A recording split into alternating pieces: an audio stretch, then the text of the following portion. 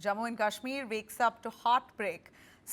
In fact, what we saw right this morning, visuals coming in of cloud bursts that turned into quite a nightmare for people in J&K. It unleashed flash floods, landslides and sheer devastation across the region. 3 lives were lost, including 2 children in Sera Bagna village alone.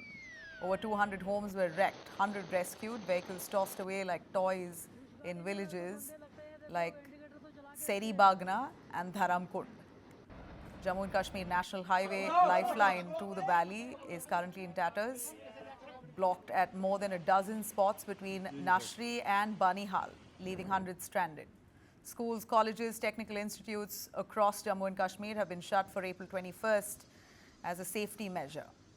But amid all this chaos, some moments still find a way out. A wedding procession groom seen walking miles through all the muck and debris after being cut off on the highway itself.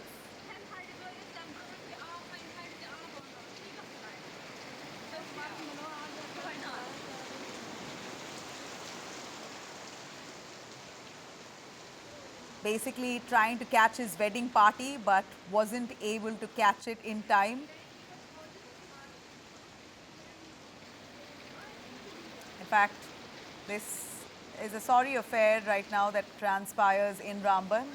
Rescue teams, police, SDRF, army and locals continue to battle the odds, clearing rubble and saving lives, with rain refusing to let up as an orange alert now has been put in place. Authorities are urging everyone to stay indoors until urgent.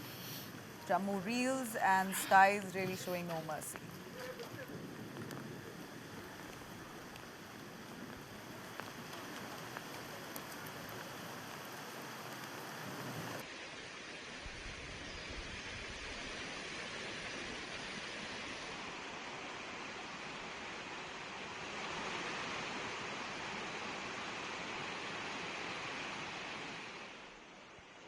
यहाँ पे police administration, civil administration, NDRF, SDRF सारे मिलके और civil क्यूआरटीज हमारी जो हैं, जो police के साथ एसोसिएशन है उनका, सिविल एडमिनिस्ट्रेशन के साथ एसोसिएशन है।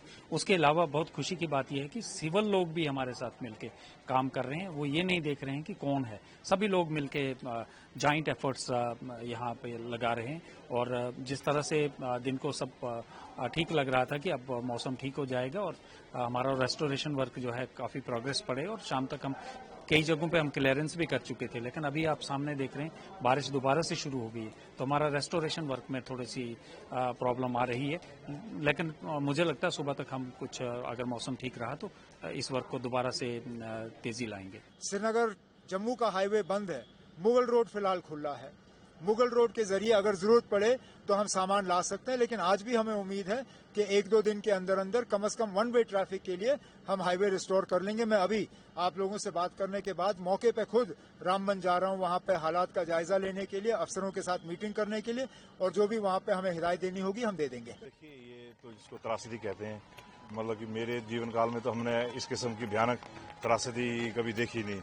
और न सिर्फ लॉस ऑफ प्रॉपर्टी, मतलब लॉस ऑफ लाइफ्स का भी बड़ा हमें दुख है, क्योंकि चलो प्रॉपर्टी जो है वो बनती रहती है, लेकिन जिस किस्म से लोगों की जानें गई हैं, मासूम लोगों की जानें गई हैं, और आगे कुदरत के आगे हम कोई बेबस थे। हमारा अभी जो डिप्टी सीएम साहब उमर साहब की डायरेक्शन पर उनको रामन उनका दौरा था, तो उनका भी यही कहना था कि पहले फर्स्ट हैंड सिचुएशन का असेसमेंट करते हैं, उसके बाद जो रिपोर्ट सरकार को पेश की जाएगी और इसको जो है एक क्लेमिटी जब डिक्लेयर किया जाएगा, ताकि रामबन को जितनी भी जो नुकसान हुआ है उसको रिस्ट्रक्चर करने के लिए इसका जितना भी नुकसान है लोगों की भरपाई तो नहीं हो पाएगी, लेकिन कुछ न कुछ जो है जब तभी मिलेगा जब क्लेमिटी डिक्लेयर होगा। देखिए, ये तो दुर्भाग्य है कि इस प्रकार की घटना घटी है और रामबन का कोई भी क्षेत्र ऐसा बचा नहीं है जहाँ पे इस प्रकार का फ्लड नहीं आया है।